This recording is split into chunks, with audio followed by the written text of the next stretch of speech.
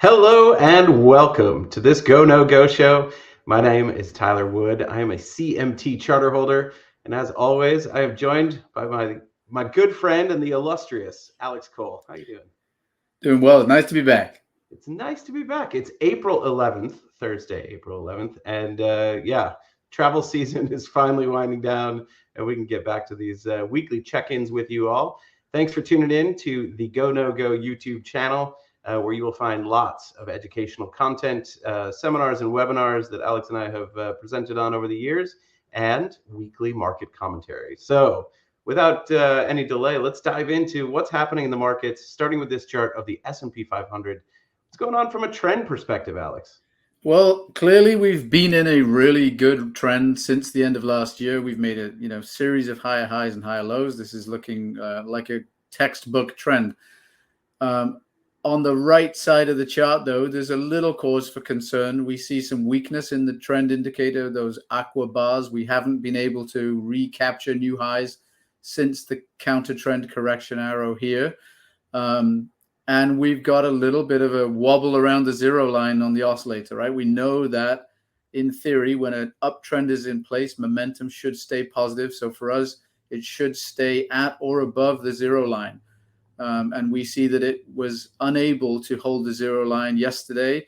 Today, back at the zero line. So it'll be very important to see if we recover the positive territory like we did here in January, or if we get turned away again, that could lead to a deeper correction. So go trend in place, but some definite weakness that we're seeing on the charts. You know, having just taught an hour-long session on trend following and how these charts can be helpful in helping investors make more responsible and rules-based decisions, let me just mention, for those of you who are new to GoNoGo charts, what we're looking at on screen is the top panel showing the trend model, and that's a broad-based look at the weight of the evidence. We take a lot of technical indicators, those that are most robust, heavily back-tested, and widely used in the industry, and that exhibits a trend model which color codes the price action of our chart. And so when we're in those blue and aqua characteristics, that's telling us the trend model is in a go trend. So borrowing nomenclature from NASA, if you think about launching a rocket, you want to make sure all of the conditions are optimal to put your probabilities of success in their strongest position. So in go trends, a strong form is in blue bars, the weaker form of that go trend in aqua bars, and that's what we've been painting the last couple of days. Switching our eye to the lower panel, we're looking at a momentum model, a combination of lots of momentum indicators. Ours ranges from -6 to +6, so we're simplifying what needs to be observed. Areas of overbought are in +5 and +6. Areas of oversold conditions in the -5 and -6. And you'll notice, interestingly, that that line changes from the aqua to the dark blue. When it's dark blue, that's incorporating heavy relative volume into the visualization. We know that volume is an important confirmatory indicator to see that price action is supported. And then most importantly, that interplay between price action and momentum is going to signal what trend followers are looking for, that sweet spot of momentum resurging in the direction of the trend. So this is a great example, Alex, of a long-term uptrend, go conditions persisting. And when we look to the GoNoGo Oscillator in that lower panel, it's maintained positive momentum, obviously surging and then cooling. But when it cools, it comes to the zero line, and almost throughout this trend has found support. So what we're seeing right now in these last couple of days is certainly a divergent threat to the long-term uptrend. And that last little piece, the amber grid that was building, as momentum stays at the zero line, we're looking at volatility compression in the same way you might be seeing that in Keltner bands or Bollinger bands, where there's a narrowing of the bandwidth. You can see that price action is trading in a tighter range, and you've got that tug of war between buyers and sellers. So a resolution out of a GoNoGo squeeze to the downside is certainly a threat to the health of this go trend. Now, Alex, as we like to do and encourage all investors to take a look at multiple time frames. So this is just the daily chart, but let's pop out the S&P 500 to a weekly review. You can see that 2022 bear market in pink and purple bars, the no-go trend conditions. And we've been solid since the fourth quarter, since the spring of 2023 in a go trend. the seasonal weakness that ended in the fourth quarter of last year brought us into that accelerating trend and all-time highs for the S&P 500. So to keep things in context, that counter trend correction or that consolidation at the far top right corner of the chart looks much more manageable when you zoom out. Looks like a pullback to an otherwise healthy uptrend line. But of course, we know markets need to digest gains, and they can do that by moving sideways through time or contracting on the price side. So this certainly provides some context. Certainly this week we saw a lot of people reacting strongly and emotionally to a warmer CPI print yesterday that certainly has investors speculating more about prolonged rates at these levels, a delay of game for the central bankers to begin a cutting cycle. But what I think is most important is that we just observe what is happening in real time and react responsibly. How's that sound, Alex? Yeah, I mean, absolutely what we try to do. It is interesting that we've had nothing but strong blue go bars for quite some time on the weekly chart, and also an unusual extended period of overbought momentum. So definitely something to keep an eye on. If we end up with a dip back down here in the oscillator, that'll give us a counter trend correction arrow. We may start to move sideways a little bit or back from the trend on the weekly as well, which would of course give us a larger correction on the daily. But in the grand scheme of things, we can certainly say Go trend is in place, momentum is positive. So we'll have to see how those two time frames sort of join each other and figure out where to go next. And just for kicks, if anybody's watching the show and has a much shorter time period, maybe you're looking intraday, the way that GoNoGo charts are calculated is the exact same no matter what periodicity you're using. So if we pull open a 39-minute bar and see some of that intraday price action, we're already out of Go trend conditions on an intraday basis, and looking at some moves into negative momentum. Obviously a lot choppier as you get to shorter and shorter time frames. Yeah, I mean, and depending on where your time frame is, what you're looking at, we work with people using 5-minute charts all the way down to 1 and 2 minute charts, and these trend condition ideas will show you the same thing, of course, depending on your appetite for risk and what your time horizons are. Absolutely, well said. All right, so we know that the equity markets have been in a strong trend and are consolidating those recent gains. Let's take a look at the cross-asset heat map, Alex. As we do in our weekly research notes to all of our institutional subscribers, we want to take a top-down approach to understanding the markets that we're investing in, using technical analysis to look at multiple time frames, but also looking across the asset classes to get some context. So walk us through this heat map, Alex. What are we looking at? Yep, so we've got the big four here. We've got equities, bonds, commodities, and the dollar. And what you can see is that really all three, equities, commodities, and the dollar, staying in go trends. Of course, we talked about the weakness in the S&P, but still in a go trend. And it's only Treasury bond prices that are in a no-go. But remember, Treasury bond prices move inversely to rates. We'll look at rates in a minute. So definitely some potential obstacles for equities as the rates go higher. Commodities we're going to talk about as well. Commodities have been in a very strong move, mostly across the board. There's some outliers, but generally speaking, we've got a lot of strong goes across the commodities. And the dollar being able to hold on and strengthen at the moment this week with some stronger blue bars. And obviously, stripping out all of the price action and just looking at the trend conditions is one way to visualize a lot of information at once across the asset classes. We'll dig into these charts so we can get some context as well. Let's start with the TNX, the 10-year Treasury yield. Certainly a hot topic this week for financial news media, a lot of analysts and investors writ large. We try not to parse the language or predict what is happening with central bankers. I certainly don't have any unique insights. They don't invite me to their meetings. But we can see in the price chart exactly what is happening and how the market is digesting that information that's publicly available, as well as all the information that's not publicly available. So from a trend perspective, the 10-year Treasury yields, so these are moving inversely to bond prices, Looks like a breakout to me, Alex. Yeah, a series of higher highs and higher lows, right? Since we had the ultimate low here, end of 2024, momentum back above the zero line, finding support at that level. You can see now we've broken to new highs on strong blue go bars. So rates moving higher. I think that's fair to say on the daily chart. And let's definitely zoom this out to a weekly at least and give ourselves some context of what have been very stable sideways range-bound moves for 10-year treasuries, peaking out in October of 2020. Excuse me, is that October? Yeah. I'm gonna need to check my eyesight. Yeah, October.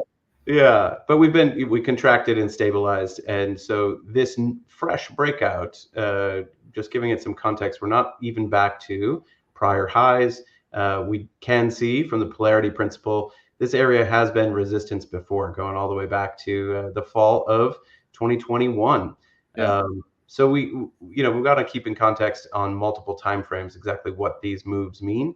But turning our eye to the lower panel and the GoNoGo Oscillator, having spent months on this weekly chart, stuck at zero, really indecisive in terms of that tug of war in which direction momentum would prevail, breaking to the upside and strongly moving to a positive 4, giving some signs of strength to this move and this breakout. Yeah, I think there's clearly that resistance, like you said above, but we do have a bit of room maybe, and we've got surging momentum definitely in this new Go trend. So in context, there's still some resistance above, but we may well go a little bit higher. We've got that space.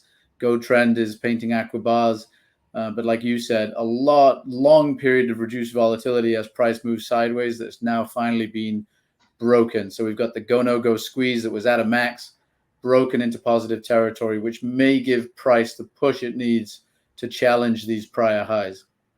So this is an intermarket approach. We want to understand the rate environment that we're investing in. But let's take a look at this from an asset allocation framework. Let's just switch over to the TLT. That's a long duration US Treasury ETF. And for those who are thinking about what to be holding in their portfolios, there's some fresh no-go activity on the TLT on long-term US Treasury bonds, breaking down to fresh lows out of that support area. Yeah, you can see the break below support and also how the oscillator was rejected at the zero line that led to that fresh rollover. Also to note, Tyler, on our oscillator, whenever it goes to the darker blue, that means we've had heavier than average volume in the recent period. So breaking down, retesting, and then rolling over on strong purple bars with heavy volume. So there's definitely some new purpose to this no-go trend. Absolutely. Sellers are in control on the long duration government treasury bonds. All right. Now, we promised that we would talk about some commodities, and there's a lot to talk about in the commodity space. So for asset allocators and thinking about the mix for your clients and for your own portfolios, why don't we turn to the relative strength heat map, commodities relative to the S&P 500. And again, we're stripping out price action so that we can just see the trend conditions. This time we're looking at those ratio charts of each of these commodities baskets against the S&P 500. Walk us through, Alex.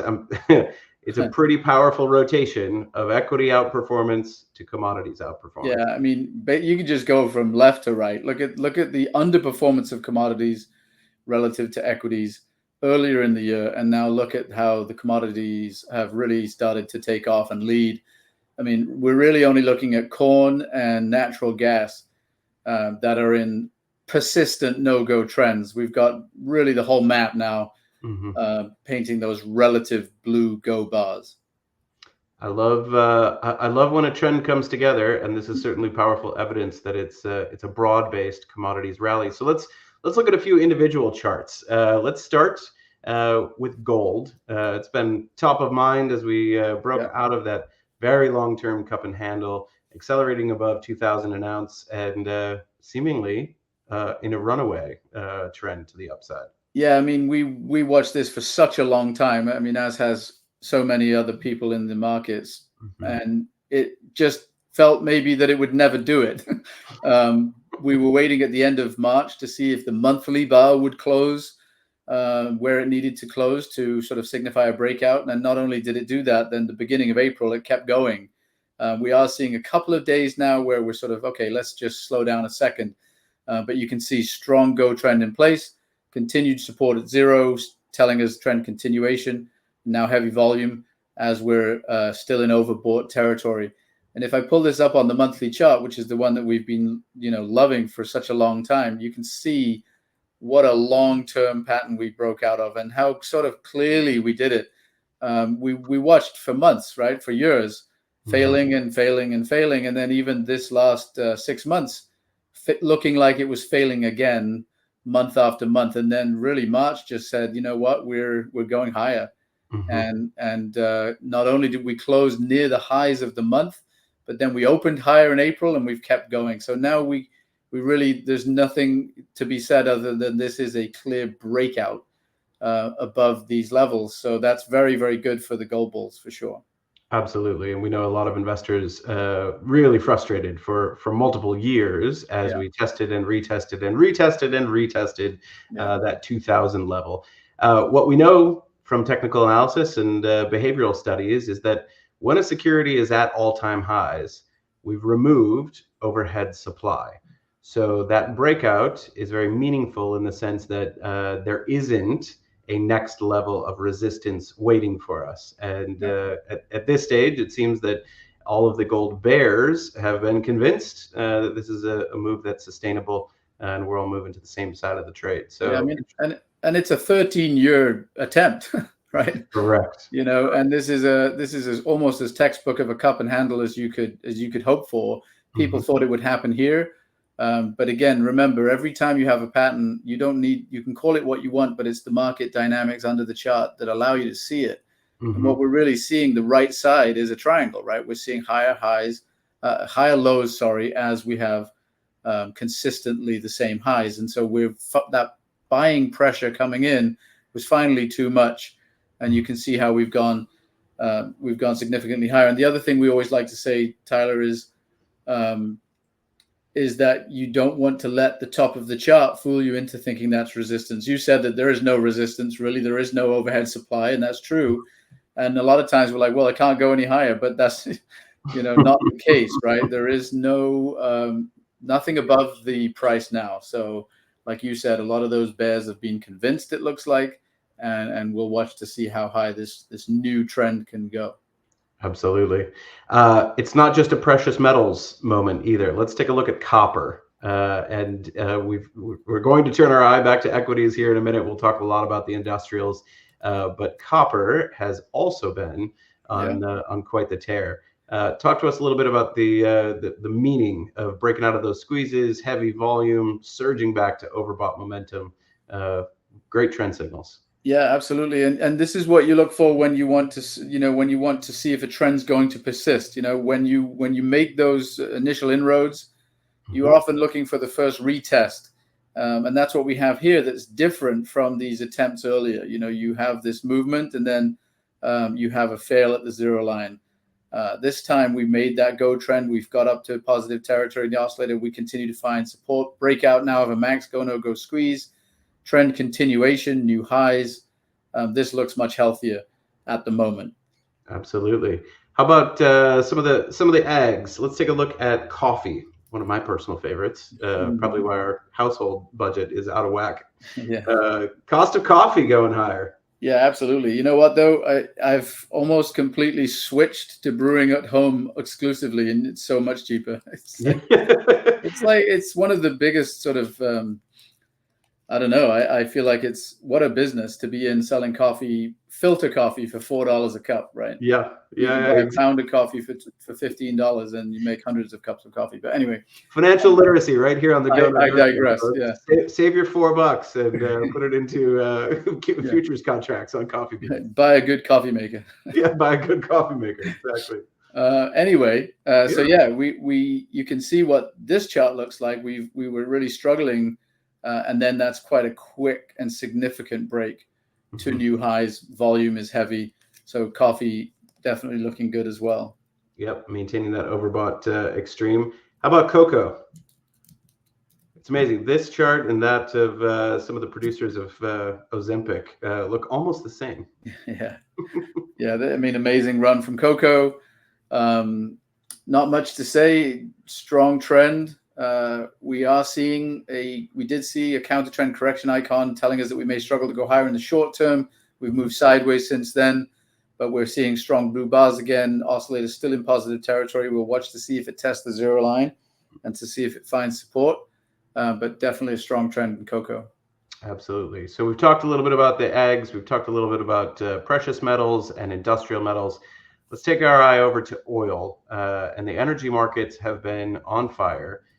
Certainly a lot of speculative positioning, but also talking about that narrative of ever higher consumer prices, the inflation narrative, and where oil might go from here. So let's first talk about where we're at on this daily time frame from a trend perspective. Fresh trend, counter trend correction arrow there on the far right side of the chart as volume lightens up and moves away from overbought extremes back to a +3. Alex, any threats you're seeing to this trend? Not at the moment. I mean, obviously there are going to be these periods where we cool off, momentum wanes, we come back a little bit, but at the moment we'll be watching to see what happens as we get to the zero line, and we are at a place where any support found will be a higher low. So we've got higher highs and higher lows. So we'll want to see what happens when we get to the zero line, but at the moment a strong go trend in place. Absolutely. Let's pop this out to at least a weekly basis to start with, and give ourselves that context of where we've come from. So this go trend in oil is just beginning on the weekly chart.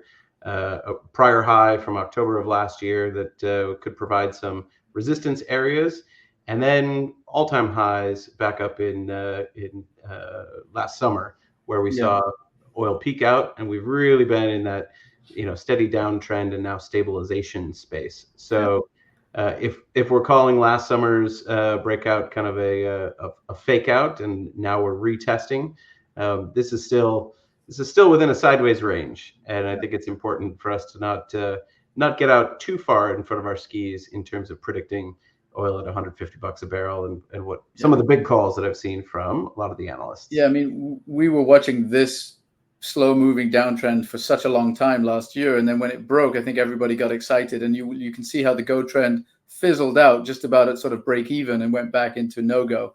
But what was interesting is that we never really eclipsed those prior lows, and then we saw a lot of uncertainty coming back into the market pretty quickly with these amber bars, and then now breaking out of that squeeze, a new go. Like you said, there's some resistance fairly in short order here at these prior highs, and we'll watch to see if a go trend this time holds, or if we are, as you say, in a range and we sort of fall back again. Absolutely. All right, let's take our lens back to the equity markets, and as we like to say, there's the index level, but it's important to get under the hood. So a pullback at the index level of a cap weighted index like the S&P 500 could belie what are strong trends in other sectors and industry groups. So if we pull up our sector RelMap, and we can change the crude at the top to the S&P 500 chart.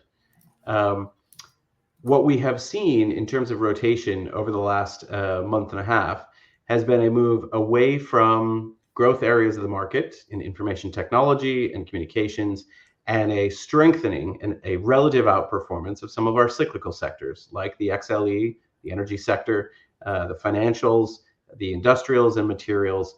And we are even seeing some relative outperformance from utilities.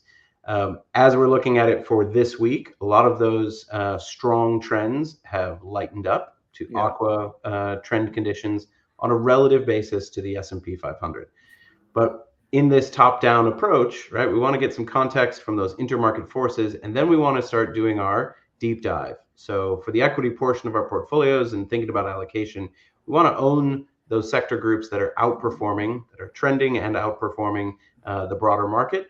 So Alex, let's dig into the XLE. That's our strong blue trend of outperformance of the S&P 500. Let's take a look at just the absolute trend of the XLE. Quite a run. we mentioned this before on an earlier chart, but it's quite unusual to see an extended period of continued overbought like this. So this is why, when you remember, well, you might, Tyler, being so much younger than me, but it's fading from my memory, my days of studying I just have a good skincare routine, Alex. Don't worry about it. The days of studying the textbooks. We remember that it is not when you go into overbought territory, but when you go back into neutral for something like RSI or any of those momentum indicators that tells you textbook times to perhaps sell against the trend and bet on a reversion to the mean. So if you've entered overbought territory, then this is just very strong trend action, right? So we've got strong blue bars, consistent higher highs, and momentum really showing us just nothing other than market enthusiasm, right? Heavy buying as prices move higher. So we've got a little bit of sideways movement now. We'll watch to see if that oscillator does break back below the value of +5, which would for us mean it's entering neutral territory. But unusual to see such enthusiasm and such heavy buying for such a long time. Absolutely, and that lighter volume on the first down day here in a while for the XLE. Let's take a look at the ratio chart of XLE to the S&P 500. So we saw it on the sector RelMap, but let's look at that price action as energy is breaking away from the broad index in terms of its relative performance. Yeah, I mean, this is a great looking chart. You can see how clear that rotation away from general equities to the oil was, very nicely defined downtrend. And then when that Go trend took hold, we've just made a series of higher highs and higher lows. So back in, when is this? This is sort of second week of March. We really saw that shift coming out of a base, coming out of some sideways action, some max squeezes, momentum turning positive, and the Go trend now on a relative basis. We've since second week of March, the securities in the oil energy sector have been outperforming. Absolutely. Now we have obviously some of you might be thinking about this at home. Is it cap weighted? Are we just seeing large caps perform better than small caps? Let's take a look before we dive into the industry groups within energy. Let's just take a look at this on an equal weight basis. So ticker would be RSPE over RSP. So an equal weighted energy sector over an equal weighted S&P 500. And we can see that indeed large cap performance has really been buoying the XLE against the S&P 500. But look at that final bar.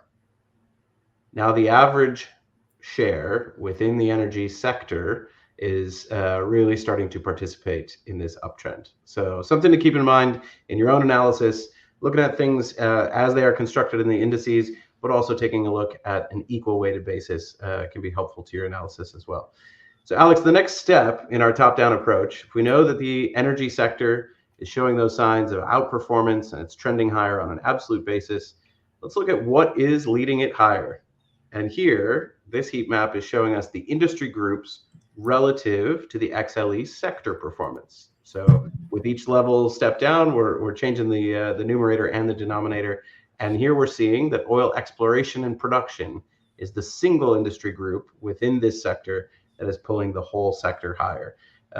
That's a pronounced Go trend of outperformance. And it helps us narrow our lens for where we're looking for those long opportunities within oil and production.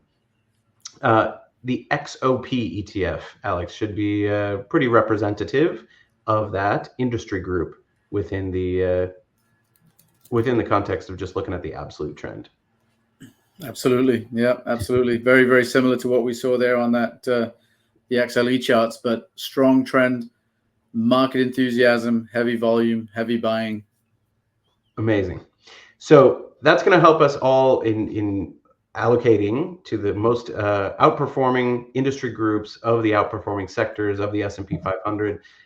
Interestingly, industrials have been on a tear and one of the most consistent relative outperformers for over a year now. But there's this other kid on the block, Alex, in the crypto space. Let's talk a little bit about where Bitcoin is at right now, as we reached back to those all-time highs at around the 70,000 level. Talk to us about whether or not we're stalling out here, and what investors might be able to expect from GoNoGo charts in signaling trend continuation or reversal. Yeah, I mean, there's so much to say, really, but hopefully you've heard it all before and starting to pick up on the nuances of looking at the GoNoGo charts to try to give you a sort of a healthy start to trying to see what's happening. And basically, we know that in a strong trend, there's going to be periods of sideways action or periods of pullbacks. You can see that throughout Bitcoin's movements. Mm-hmm. This was fairly extended, and we even saw some amber go fish bars coming in at these levels. So that tells us there's a bit of uncertainty. Now, having said that, this to me looks like a higher low. We haven't yet made a higher high. So we can't, if we are saying, okay, we can't be certain, what do? Well, we turn our eye to the lower panel and we look at what's going to happen here at the zero line. So definitely an inflection point. Will we break below zero? Will we give way? And will we have a deeper correction that'll take the form of a no-go?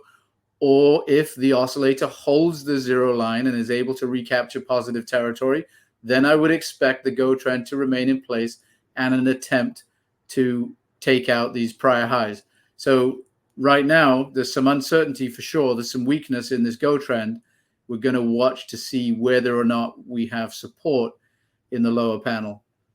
Now, Alex, if we pop this out to a weekly chart, which I know is eons in the cryptocurrency space, you can see we're right at those prior highs. And certainly a breakout above this 70,000 level would be a decisive move and at all-time highs for Bitcoin, which just like that chart of gold, it removes any overhead supply issues that the coin might be facing. Yeah, and to me it looks, again, we try not to have an opinion, right? We're very much believers in what the market is telling us. But this to me, and this isn't an opinion, basically we're consolidating at those levels, right? We haven't been sort of yet rejected from these levels, right? This is the all-time high, and we're consolidating right at all-time highs. If we can then build, if we can continue to stay above these levels, right, that will become support. So if we haven't fallen away from this level, then that's a good, on a longer term chart like this, this looks like consolidation at these levels. So we'll see, do we fall away or do we continue from here? To our Why Coffee and friends out there, it looks like an accumulation phase, right? Sure. Yep. Alex Cole, ladies and gentlemen, the chief of charts here at GoNoGo. Appreciate spending any minute I get to share with you, Alex. And talking about the markets has never been more fun than it is during a bull run.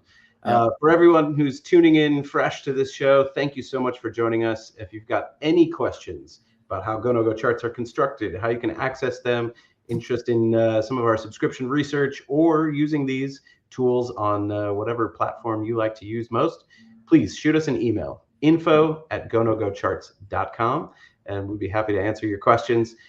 Looking forward to seeing you every week here on the GoNoGo Show, and we'll post these to our website and the YouTube channel and everywhere else you like to find free content. And I will also be on David Keller's Final Bar show on Stock Charts TV next week on Thursday, I believe. So looking forward to talking some markets with Dave.